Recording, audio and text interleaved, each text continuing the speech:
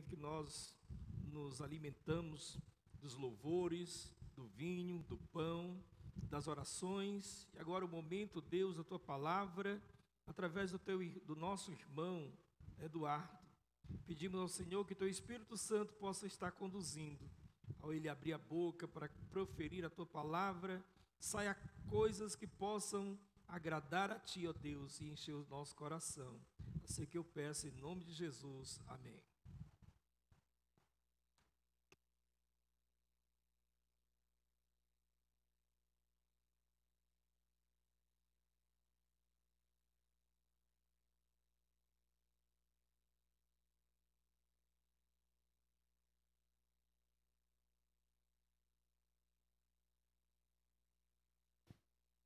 Oi, boa noite, irmãos. É motivo de grande alegria, satisfação estar aqui mais uma vez, trazendo a palavra do Senhor. Como a Lia falou, realmente estava bastante tenso, né? Foi realmente uma semana em que eu meditei bastante no que eu vou falar aqui nessa noite. Por isso fiquei tenso, porque diante da palavra eu me vi completamente desviado daquilo que a palavra de Deus nos fala. Eu acho até muito complicado falar da palavra de Deus quando você se põe ali, a palavra de Deus te confrontando, né, confrontando o seu coração, e você percebe que você não está cumprindo aquilo que está sendo dito ali, né? Eu acho que todos aqui, eu espero, na verdade, que todos aqui tenham esse sentimento de que não está cumprindo com aquilo que Deus apresenta em sua palavra. Se a pessoa acha que cumpre tudo, é sinal de que ela não está cumprindo, é sinal de que ela está em déficit aí diante da palavra de Deus, porque ninguém consegue cumprir a palavra integralmente. Mas a gente tenta realmente seguir os princípios da palavra de Deus a cada dia, né? Esse é o nosso papel.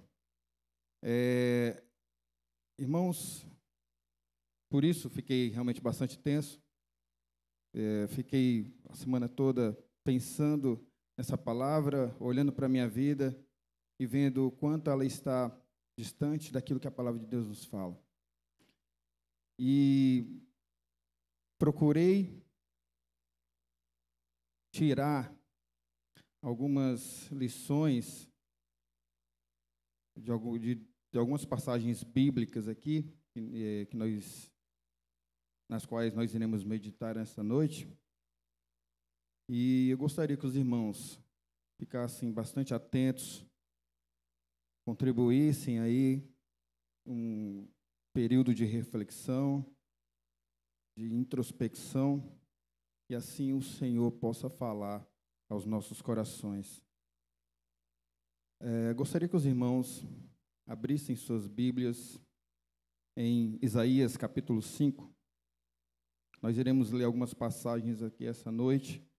Essa vai ser a primeira, mas não nos prenderemos a ela.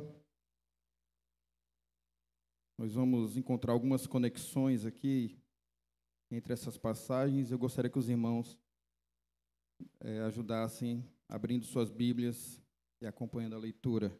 Isaías capítulo 5, versículos 1 ao 7. Eu estava me lembrando que a última vez que eu preguei foi uma situação bem inusitada, né? Foi durante uma live em casa, né, na sala de minha casa, ali na parte do escritório, diante da tela de um celular. A Lia em sua casa também, né, transmitindo aquela live. É interessante que eu estava pregando em Jeremias, me lembro muito bem a passagem, que era Vale dos Ossos Secos, né? E Jeremias 38, não é isso? E aquela passagem, eu estava assim mais ou menos na metade da mensagem, na verdade na parte final. E a live caiu, a transmissão caiu, eu fiquei falando sozinho com a tela, né? Os irmãos não estavam acompanhando em casa, a tela ficou congelada e eu não percebi. Então, fiquei falando ali, aquela tela congelada. Os irmãos provavelmente não escutaram o restante da mensagem, né?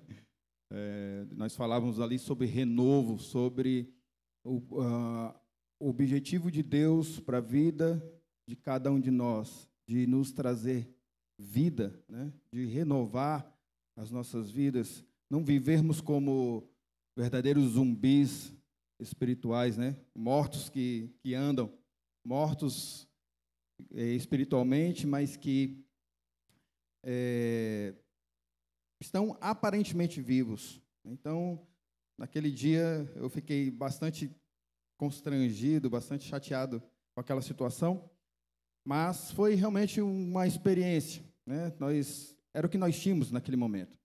Então, eu espero que o pouco que nós pudemos compartilhar naquela noite tenha realmente tocado nos nossos corações.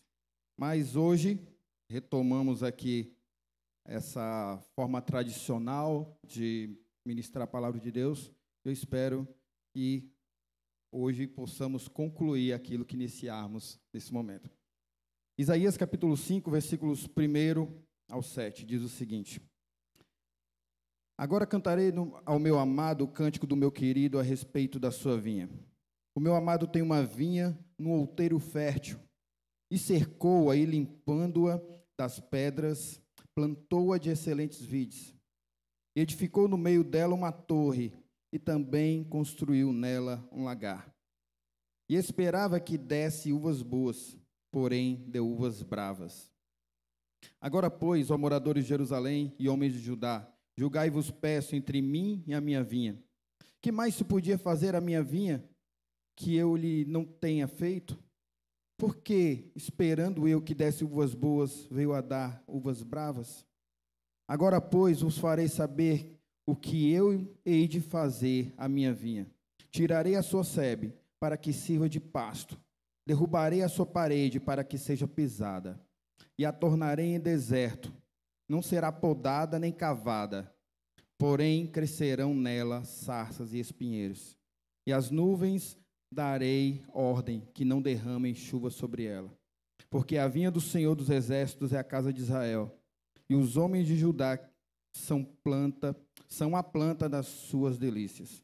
E esperou que exercesse juízo, e eis aqui a opressão. Justiça, e eis aqui clamor. Agora vamos ler em João, capítulo 15.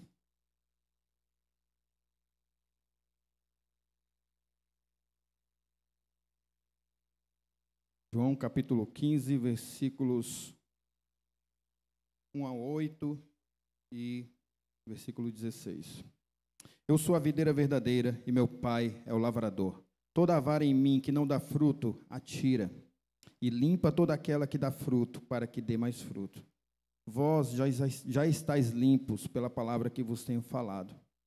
Está em mim e eu em vós. Como a vara de si mesma não pode dar fruto, se não estiver na videira, assim também vós, se não estiverdes em mim. Eu sou a videira e vós as varas. Quem está em mim e eu nele, esse dá muito fruto, porque sem mim nada podeis fazer. Se alguém não estiver em mim, será lançado fora como a vara e secará. E os colhem e lançam no fogo e ardem. Se vós estiverdes em mim e as minhas palavras estiverem em vós, pedireis tudo que quiserdes, e vos será feito. Nisso é glorificado meu Pai, que deis muito fruto, e assim sereis meus discípulos. Agora o versículo 16. Não me escolhestes vós a mim, mas eu vos escolhi a vós, e vos nomeei, para que vades e deis fruto, e o vosso fruto permaneça. A fim de que tudo quanto em meu nome pedirdes ao Pai, Ele vô-lo conceda. Irmãos, na primeira passagem que nós lemos aqui nessa noite, nós vimos que um cântico de amor, começa com um cântico de amor, né? É interessante como ali é apresentada uma vide. Um lavrador pegou aquela vide, limpou aquela terra, tirou as pedras, preparou a terra para que ela fosse fértil, para que ela pudesse receber uma planta, pudesse receber uma árvore frutífera, que pudesse produzir uva boa, uva doce. Ele preparou toda aquela terra, colocou uma cerca, colocou uma torre para observar aquela videira, aquela vinha. Tomou todos os cuidados possíveis para que aquela vinha pudesse dar fruto. Mas nós vimos nos versículos posteriores que mesmo tomando todos esses cuidados, o resultado foi negativo. Aquela vinha só deu uvas bravas, uvas amargas, uvas ruins, que não serviam para alimento, para produzir vinho de qualidade, enfim, para isso que serve a uva, afinal de contas. Durante toda a história, nós vemos que Deus escolheu um povo, selecionou esse povo desde Abraão, quando Deus chama Abraão, ou Abrão, e o manda para uma terra desconhecida, né? Nós já estudamos aqui recentemente na nossa CBD, inclusive essa aula fui eu que dei, né? Deus chama Abraão, fala: olha, Abraão, vai para uma terra distante, desconhecida, que eu te mostrarei. Lá você vai ser uma bênção, ser tu uma bênção. E a partir dali, Deus escolheu aquele povo, né? A partir de Abraão, gerou-se um grande povo, e aquele povo tinha a obrigação de produzir frutos. Era a vinha citada aqui em Isaías capítulo 5, uma vinha que tinha que produzir frutos de qualidade. E por várias vezes nós vemos o povo de Israel, ao invés de produzir fruto de qualidade, se desviando de todas as formas da vontade de Deus, e não produzindo ou produzindo frutos ruins. E Deus, tomando todos os cuidados, como Ele tomou, como aquele lavrador tomou ao plantar aquela vinha, tirou todas as pedras, colocou uma terra fértil, assim como Deus fez com o povo de Israel, colocando lá na terra de Canaã, terra que manava leite e mel. Expulsou os moradores daquela terra, tomou todos os cuidados para que aquele povo fosse realmente uma bênção ali. Mas, infelizmente, aquele povo não foi uma bênção. Nós sabemos disso. Nós sabemos os resultados das decisões daquele povo.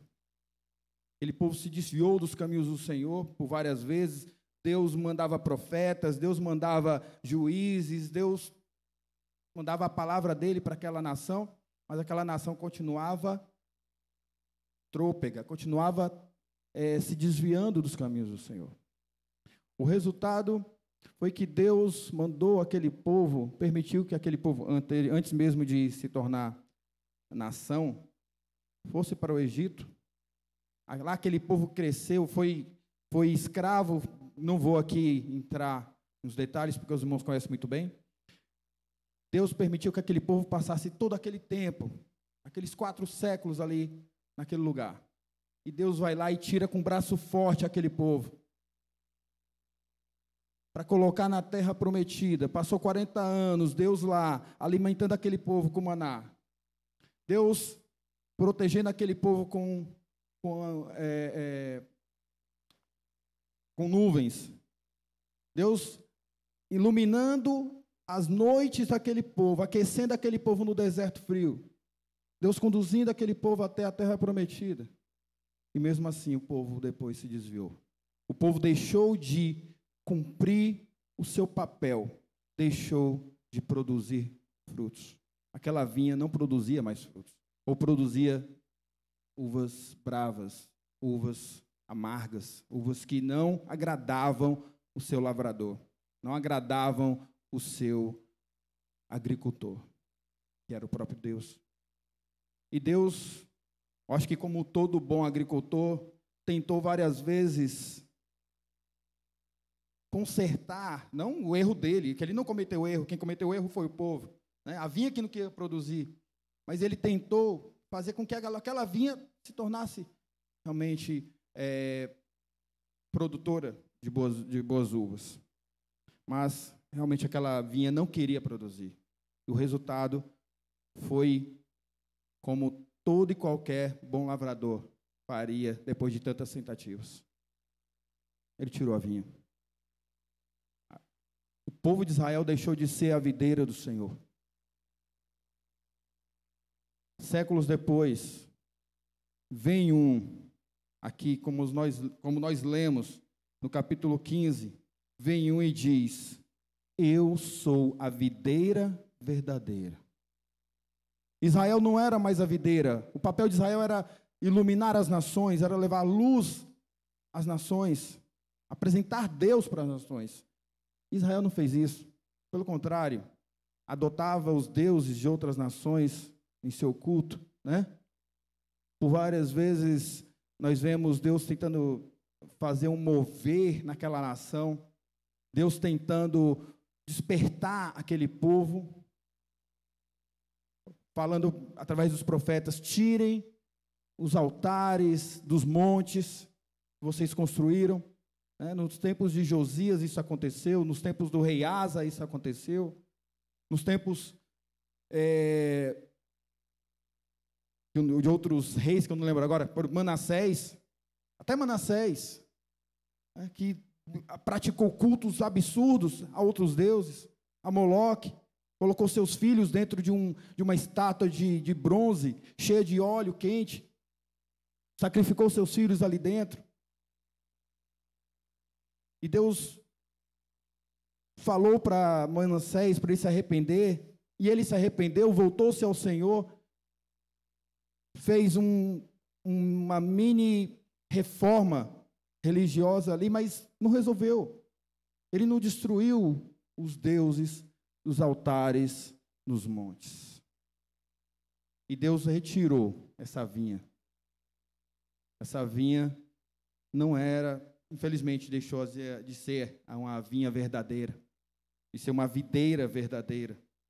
Mas, anos depois, Jesus se autodenominou a videira verdadeira, a videira que realmente produz, a videira que traz luz ao mundo. E é essa videira de que nós falamos aqui essa noite, uma videira que traz vida, uma videira que produz uvas de qualidade. Mas só que não para por aí. Ele diz que, e meu pai é o lavrador. É ele quem cuida da terra, foi ele quem preparou a terra para receber essa vinha. Assim como ele fez com o povo de Israel. Preparou a terra, colocou aquela vinha ali, e hoje, ou naquele momento, Jesus se apresentava como essa vinha, como essa videira. Mas ele continua dizendo aqui: toda vara em mim que não dá fruto, atira e limpa toda aquela que dá fruto, para que dê mais fruto. Aqui a vara são os ramos, né? Aqui a gente está fazendo, o Jesus Cristo está fazendo uma analogia, uma metáfora, né? Uma alegoria, comparando a si mesmo a uma vinha e nós aos ramos daquela vinha, aos ramos daquela videira, daquela árvore frutífera que produz uva. Irmãos, sem sombra de dúvidas, Jesus quer que nós produzamos bons frutos. Eu não tenho dúvida disso. Ele nos preparou para isso. Nós somos os ramos dessa videira. E ele diz que limpa toda aquela que dá fruto. Por que ele limpa? Porque há necessidade realmente de uma estação para outra, né? Nós sabemos que as folhas vão se secando com a mudança das estações, né? Vão caindo. Não é todo ano que aquela videira produz, ou quase toda árvore frutífera não produz o ano todo.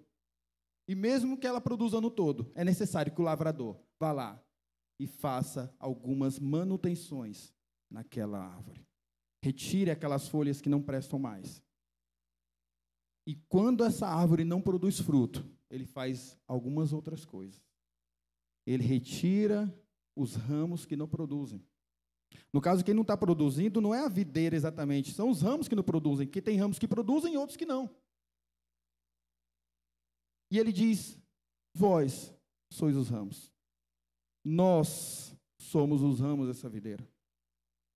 E eu fiquei a semana todinha refletindo nisso e me encontrei realmente numa situação bastante complicada. A palavra de Deus me confrontou. E eu vi que eu estava como um ramo improdutivo, um ramo sem quase nenhum fruto. Eu não estou falando aqui de trabalhar na obra de Deus. Eu acho que só hoje aqui eu já trabalhei, né, como ministério, já trabalhei em vários momentos. Toquei, cantei em algum momento, agora estou trazendo a palavra de Deus. Eu não estou falando disso. Eu não estou falando de produzir frutos participando do culto, sendo um membro de um ministério, trabalhando na casa de Deus. Eu não estou falando só isso. Os frutos não são só esses. É claro que quando você está ligado à videira, é claro que você produz esse tipo de fruto. Você quer trabalhar para o Senhor, é óbvio. Mas não é só isso. Não se limita a isso, produzir fruto. Aqui, irmãos, essa passagem que Jesus está falando é para os discípulos. Depois de 3 anos de caminhada com ele, agora já na parte final, os teólogos chamam esse momento de discurso pelo caminho. Por que é pelo caminho? Porque era o momento, logo após a ceia, como essa que nós realizamos hoje, a última ceia, não hoje a última, tá? A última, Jesus, tá bom? Logo após a última ceia, Jesus toma rumo ao Getsêmani, que é aquele último contato que ele tem com os discípulos ainda vivos, né? E no momento que ele é preso. Então, aqui são os momentos que antecedem essa situação. E Jesus ele está preparando os discípulos para esse momento. Antes do capítulo 15, no capítulo 14, ele fala que vai, né, para o céu preparar lugar para nós. E antes disso, ele fala, no capítulo 13, se eu não me engano, ele fala que seria traído por um dos discípulos, que morreria, né? Então, ele está preparando os discípulos para um momento em que eles vão ficar aparentemente sozinhos. Então, todas aquelas aulas, ou muitas vezes, aquela teoria, né, que eles tiveram, aquelas instruções que eles tiveram naqueles 3 anos, agora vão se tornar prática. Os discípulos vão se encontrar numa situação sem o mestre, né? Mas ele diz o seguinte: olha, eu sou a videira, vós sois os ramos, vós estáis em mim. Se vós estiverdes em mim, vós produzireis frutos. Então, era Jesus preparando aqueles discípulos para a grande obra. Domingo passado, o irmão João, pastor João Araújo, pregou exatamente isso. O momento em que os discípulos vão para a prática. Lá em Atos dos Apóstolos, ele pregou Atos, capítulos 1, 2 e 3. Né? Ali são os discípulos colocando em prática mesmo tudo aquilo que eles aprenderam com Cristo. E aqui, irmãos, Jesus está tentando consolar os seus discípulos, tentando instruí-los para terem uma vida produtiva, para serem ramos que produzem bons frutos. E essa passagem, realmente, do capítulo 1, versículo 1, quando ele se identifica como a videira verdadeira, não é que ele esteja dizendo que as outras não são verdadeiras, ou que Israel não foi uma videira verdadeira, mas ele ali estava se identificando como a videira verdadeira. E os discípulos entendiam muito bem, porque alguns eram pescadores, tal, mas eles entendiam também de agricultura.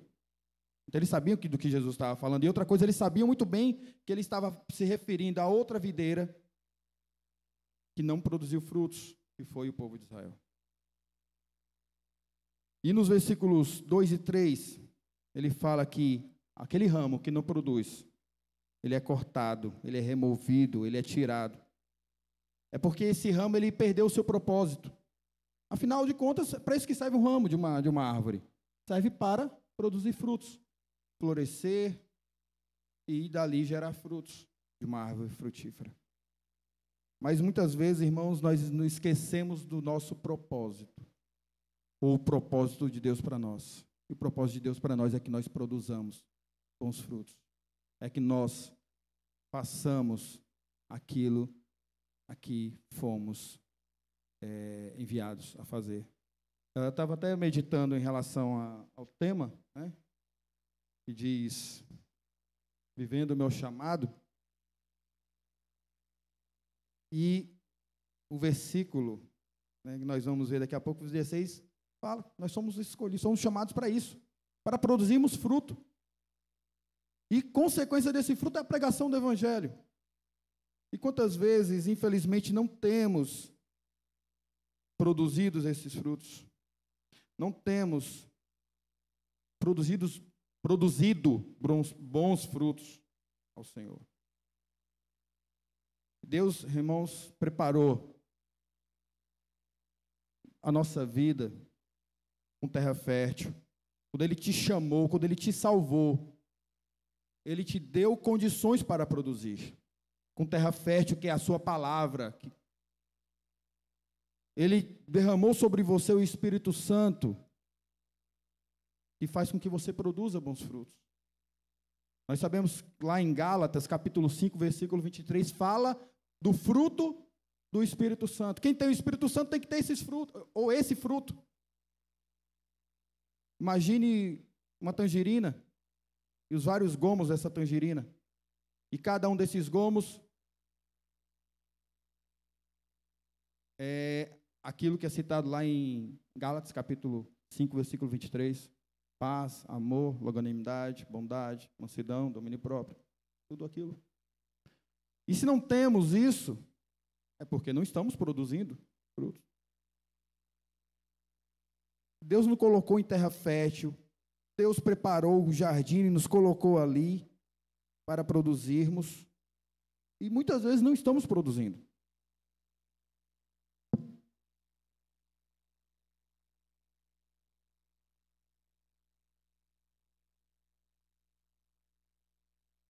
Deus removeu as impurezas, né?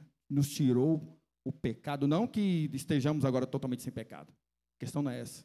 Deus perdoou os nossos pecados e perdoa todos os dias quando nos arrependemos. Deus tirou mágoas, né? Sarou as nossas feridas, assim como fez com a ovelha perdida naquela parábola, né? Trouxe em seus braços, cuidou das feridas. Deus te resgatou do mundo e agora Ele quer que você produza frutos. E qual é a sua devolutiva ao Senhor por isso? Como é que você vê o seu agricultor, após ter feito tudo isso, de ter limpado a terra, de ter preparado tudo, você que não merecia, eu que não merecia? Qual é a sua resposta a isso? Ok, você levantou a mão, você se converteu, glória a Deus por isso. Mas não se limita a isso. Se você fizer isso, você é um ramo que não está produzindo fruto. Se eu continuar assim, eu sou um ramo que não produz fruto. E o resultado nós sabemos, ele é cortado, ele é jogado. E esse ramo ele não vai ficar simplesmente lá na terra. O agricultor, ele não deixa aquele ramo apenas ali. Ele tira e bota no fogo.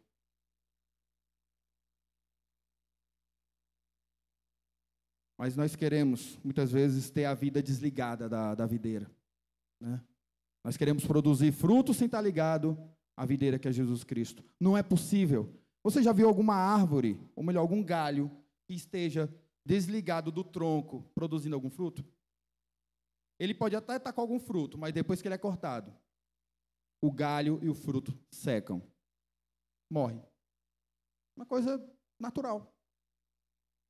E, infelizmente, muitas pessoas querem viver uma vida desligada de Cristo, como se fosse possível ter uma vida produtiva sem estar ligado a Cristo. Não é possível. É muito bom, irmãos, estar no jardim de Deus, né? É muito bom. Deus preparou o jardim, fez tudo por você, preparou a terra, te poldou, tal. Aí você agora não quer mais produzir. Você só quer aproveitar as benesses do jardim, mas sem produzir, né? Quer aproveitar as bondades de Deus, mas sem produzir fruto. Isso não é possível. Você, claro, pode usufruir sim da bondade, mas não é possível você continuar usufruindo sem produzir. Não é possível. Sem estar ligado à videira. A tendência é você ter uma morte espiritual e realmente aí não produzir mais. Você pode até passar alguns dias achando que serve a Deus, sem estar ligado a Cristo, sem estar seguindo a sua palavra, sem estar se alimentando da seiva. Nós sabemos que uma árvore, ela recebe nutrientes da terra, esses nutrientes vão pela seiva. Eu não sei se tem algum biólogo aqui, eu espero que não, algum especialista na área, mas eu, pelo que estudei, né, e eu acho que a maioria também estudou aqui um pouco de... Fugiu agora a área da biologia. Botânica, obrigado. Um pouco de botânica e sabe muito bem que os nutrientes vêm pelas raízes, sobem pela seiva e vão pelos galhos até chegar ao fruto. Se o galho não está na árvore, essa seiva não vai até o fruto. Não vai até o ramo e, consequentemente, não vai até o fruto. Como é possível, irmãos, produzir fruto sem estar ligado a Cristo? Como é possível eu ter uma vida frutífera, produtiva, sem que eu esteja ligado à videira? Eu espero que, eu acredito, pelo que eu estou vendo aqui, acho que não tem ninguém que não conheça o Evangelho, não tenha ainda aceitado Jesus Cristo como Salvador. Mas eu queria falar uma coisa para você, se por acaso você ainda não tivesse convertido. Como é possível você viver a sua vida sem Cristo? Como é possível você estar produzindo fruto sem estar ligado a Cristo?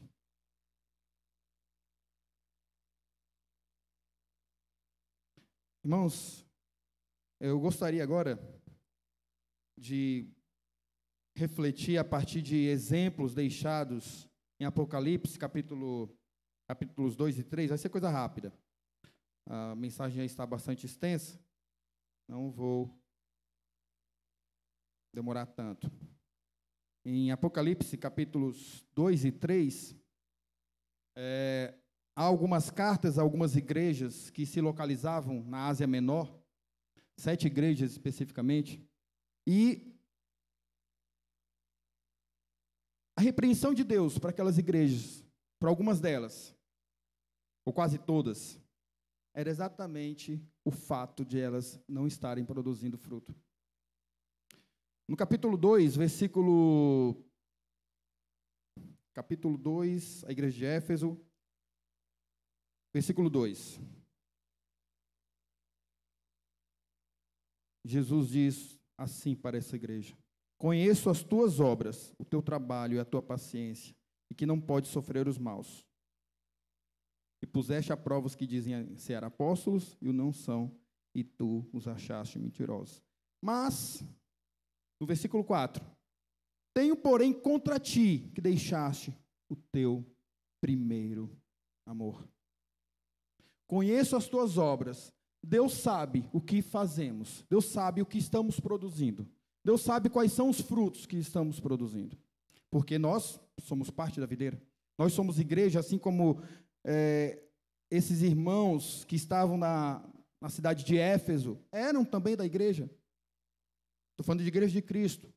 Claro, igreja local aqui em Éfeso, mas era da igreja de Cristo. Não eram ímpios, pessoas que desconheciam o evangelho, não.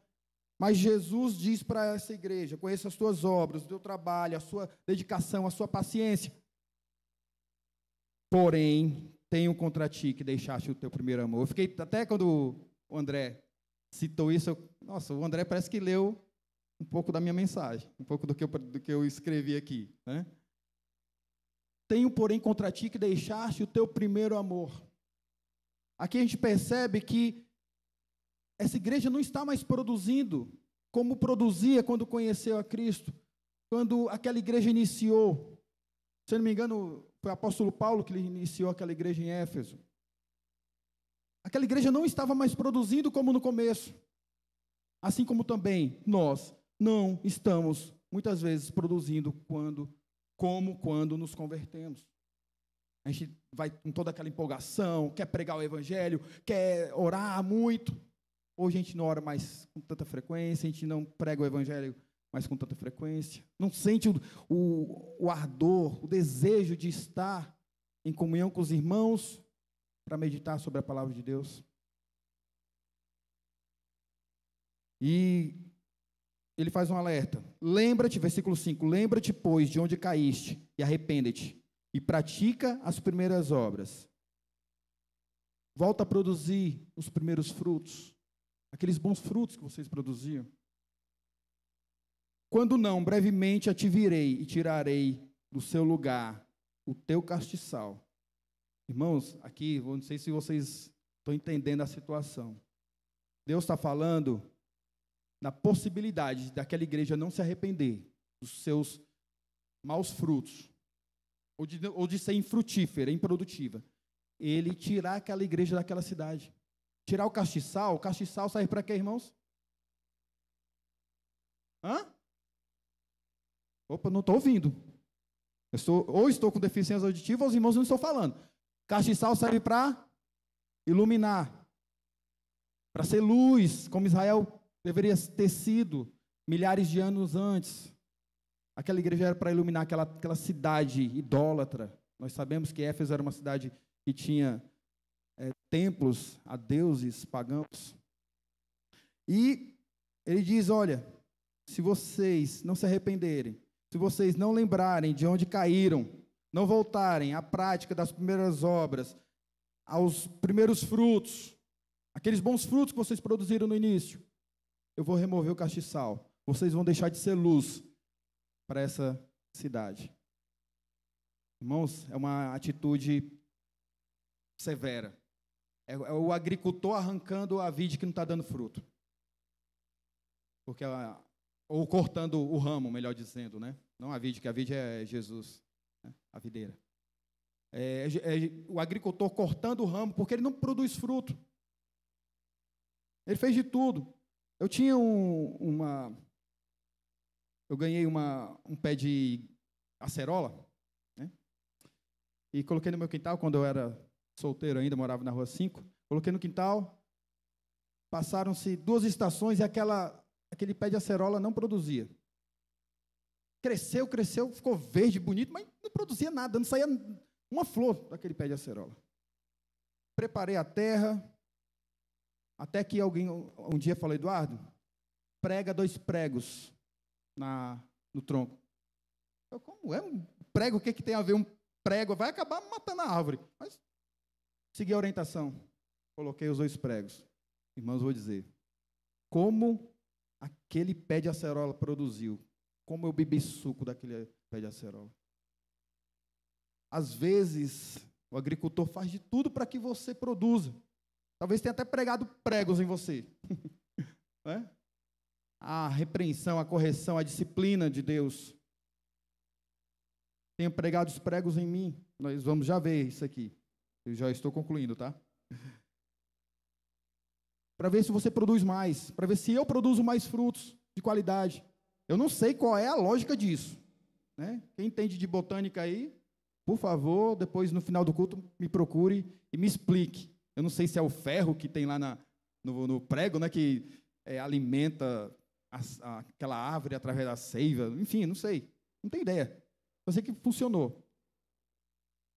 com certeza deve ter doído naquela árvore quando eu preguei.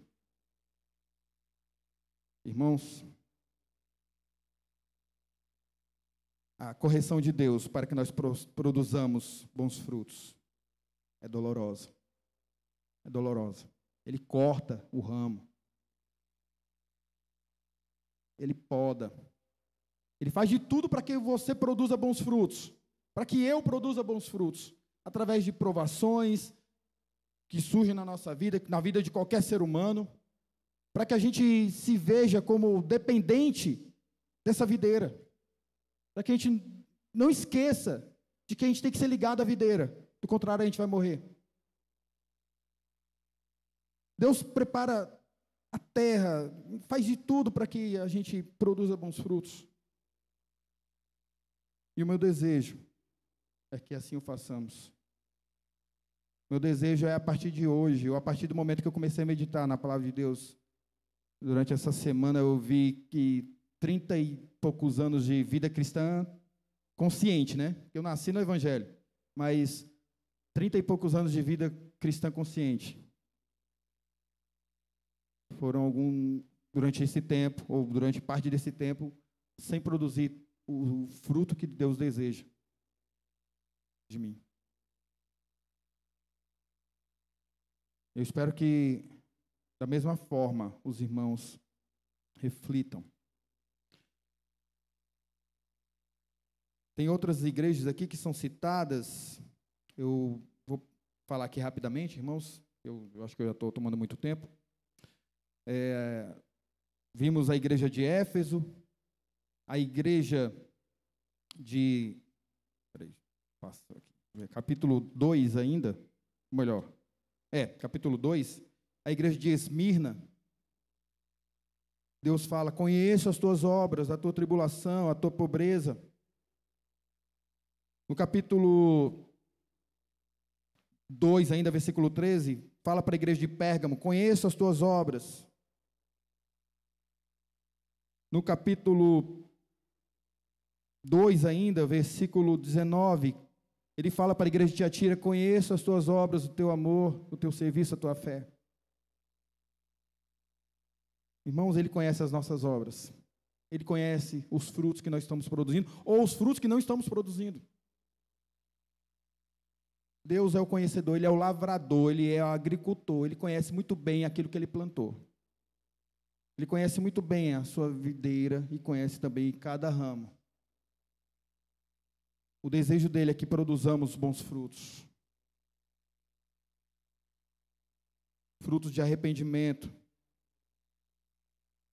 A limpeza, eu coloquei um comentário aqui, esse eu vou ler. Eu acho que eu já fiz, mas acho que vai ser mais categórico. Essa limpeza dói, pois são muitas impurezas que já faziam parte de nós, a que nós nos apegamos e são retiradas. É a disciplina de Deus, a fim de que produzamos mais, de que sejamos ramos limpos, santos, com frutos de arrependimento.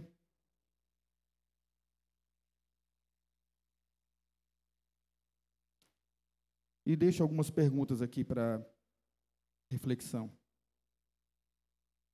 A primeira é: que tipo de ramo eu e você temos sido? Ramo improdutivo? Ramo que produz pouco? Ou ramo que produz muito? Seja sincero consigo mesmo. Segunda pergunta: temos amado o jardineiro, o agricultor, ou temos rejeitado? Você tem amado o agricultor que tem cuidado de você, tem colocado você num bom jardim? Ou você tem esquecido do seu agricultor?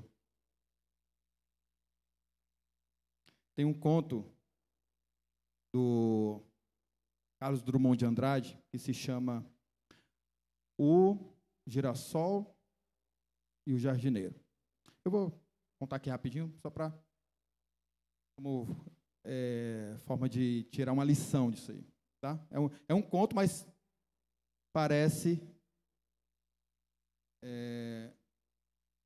uma parábola, né? Diz o seguinte: tinha um jardineiro, ele cuidava tão bem desse jardim, né? Todas aquelas flores eram muito bem cuidadas por ele, ele conversava com essas flores, mas tinha uma flor que não dava bola para aquele jardineiro, porque não gostava dele, o ignorava. Quando o jardineiro ia conversar com essa planta, ela virava para o outro lado, o girassol. O girassol dava as costas para o jardineiro, ficava olhando só para o sol, com toda a sua prepotência.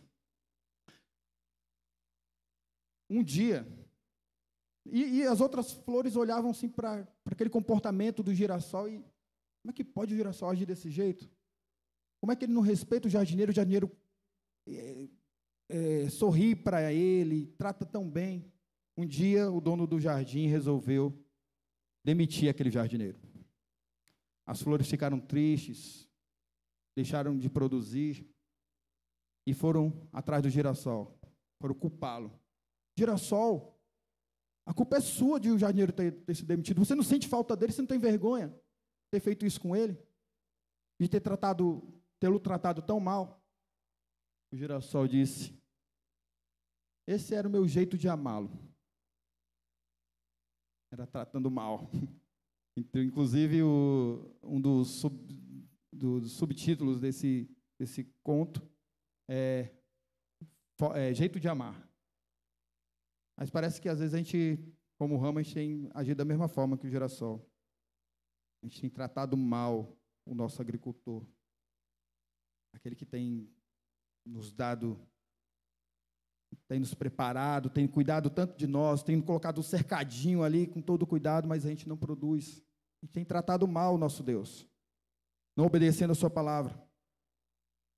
E por último, temos nos submetido à disciplina, à poda, o trato que Deus tem feito em nós, do nosso maravilhoso agricultor, ou só queremos gozar as benesses do jardim, sem compromisso com a videira que é Jesus? Eu gostaria agora de orar, pedindo a Deus que realmente Ele desperte em nós o desejo de produzir frutos. Ele nos desperte para uma vida frutífera, uma vida que o agrade, ou que lhe agrade. Oremos. Senhor nosso Deus, nós te agradecemos, Senhor, por tua palavra, que foi o que é tão dura, que nos confronta, que vai exatamente no ponto em que estamos em déficit, que não estamos bem diante de Ti, Senhor. Obrigado, Senhor, porque ela nos tocou, assim eu creio, essa noite, para que nós possamos produzir bons frutos, para que nós possamos Te agradar, Senhor, com as nossas vidas, e que esses frutos possam beneficiar outras pessoas, Senhor, alcançar outras pessoas, para que sejam enxertadas em Ti, Senhor, para que possam também experimentar um pouco dessa vida frutífera que nós temos ou deveríamos ter.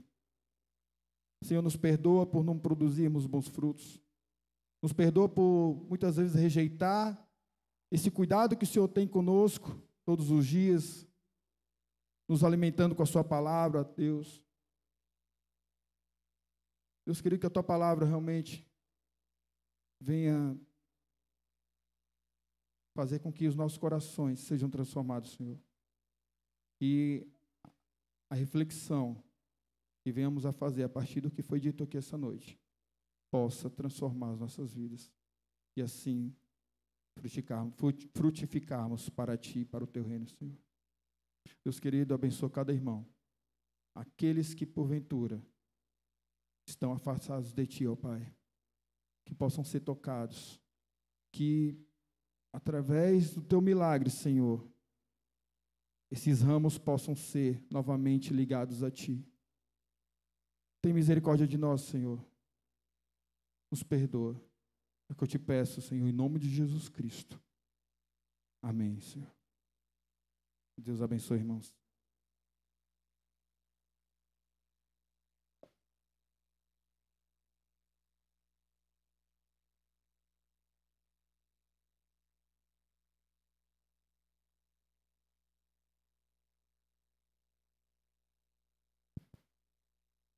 Amém, igreja?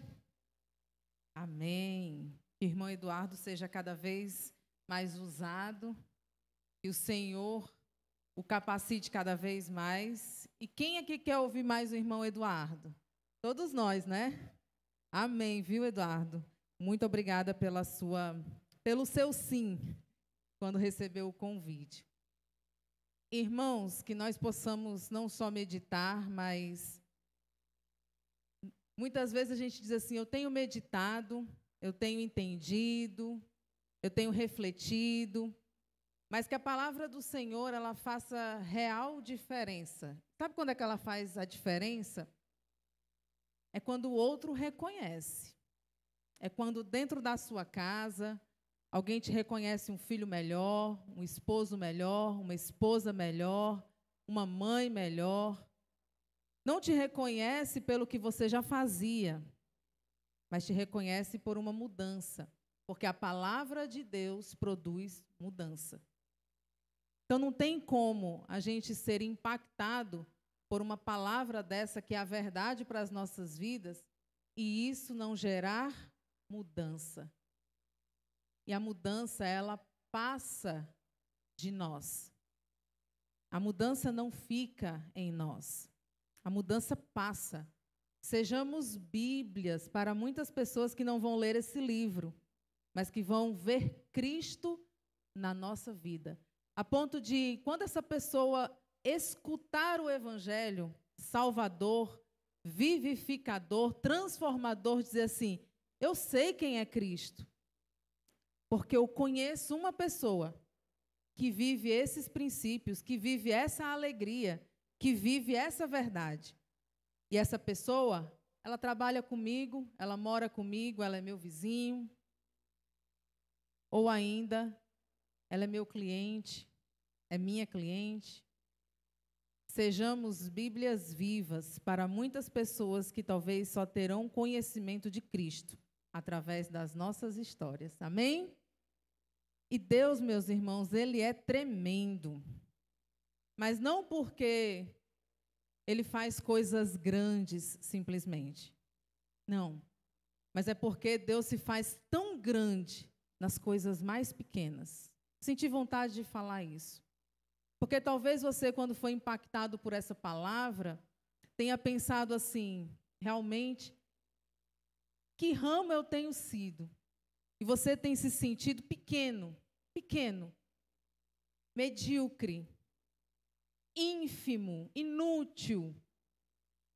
Mas, ao mesmo tempo, quando olha para essa celebração que nós fizemos hoje e relembra de um amor tão grande que te alcançou, eu quero te dizer, eu quero te relembrar que Deus te ama. E Ele tem, não é um plano, não é um projeto. Porque nós fazemos planos e nós fazemos projetos. Deus tem um propósito.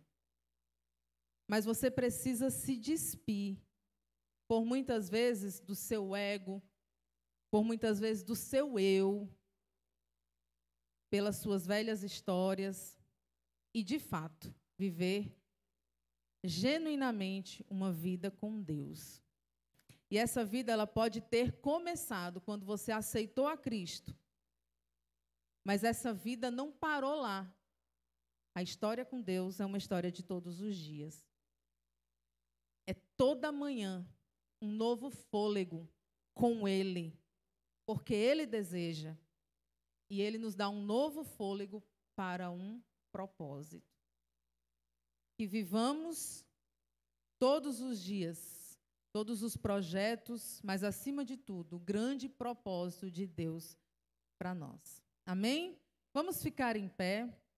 Eu convido o pastor, antes do encerramento desse nosso culto, para nos trazer aqui a bênção apostólica. Você que está conosco aqui, que aceitou o convite, que já veio à nossa igreja outras vezes. Nós temos aqui o irmão Ivaí. Sempre é muito bom ver o senhor, a sua família. Seja sempre bem-vindo em nosso meio. Temos aqui o George. Seja bem-vindo, George. Traga sempre outras pessoas com você. Sejam sempre bem-vindos. Volte sempre. e todas as outras pessoas que porventura estejam nos visitando, eu não estou reconhecendo aqui, mas sejam sempre bem-vindos à casa do Senhor. Domingo, a EBD vai ser na revista de Apocalipse, a lição 3, certo? A gente terminou Gênesis e agora vamos dar continuidade àquela revista de Gênesis, de Apocalipse, muita gente tem ainda, enquanto chega as outras, certo? Então, 2 Coríntios 13 diz assim: a graça do nosso Senhor Jesus Cristo, o amor de Deus Pai e a comunhão do Espírito Santo esteja sempre com todos, até a volta do Senhor Jesus Cristo. Amém. Gente, só uma última coisa. Terça-feira a gente vai ter de novo o estudo, viu, para os jovens. Deu certo aí, Ellen? Conseguiu? Então, terça-feira, 7h30, dia 20, a gente vai estar aqui. A gente está estudando o livro de Atos. Vamos ler o capítulo 2, correto? Então é isso. Quem quiser vir, venha.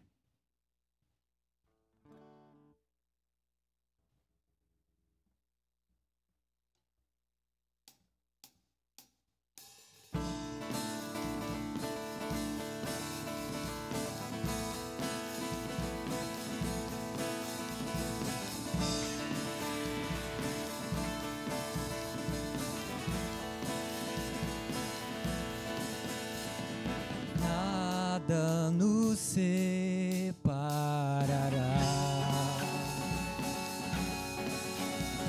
dos laços do teu grande amor. De longe ouvimos o amor que chama, paixão profunda, bondade e graça se derramando. É tão profundo, tão imenso e cobre-nos. É furioso, poderoso e abraça-nos. Só Ele pode devolver a vida aos corações. O Pai que seu Filho nos deu, o Filho que por todos morreu, em nós derrama amor e graça e nos convida à sua mesa, nos alcançando. É tão profundo, tão imenso e cobre-nos. É furioso, poderoso e abraça-nos. Só Ele pode devolver a vida aos corações. É tão profundo, tão imenso e cobre-nos. É furioso, poderoso e abraça-nos. Só Ele pode devolver a vida aos corações. A vida aos corações.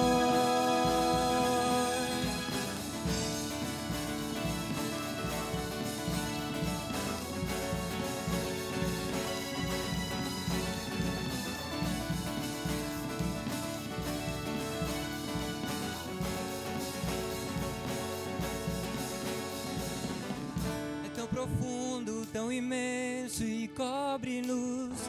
É furioso, poderoso e abraça-nos.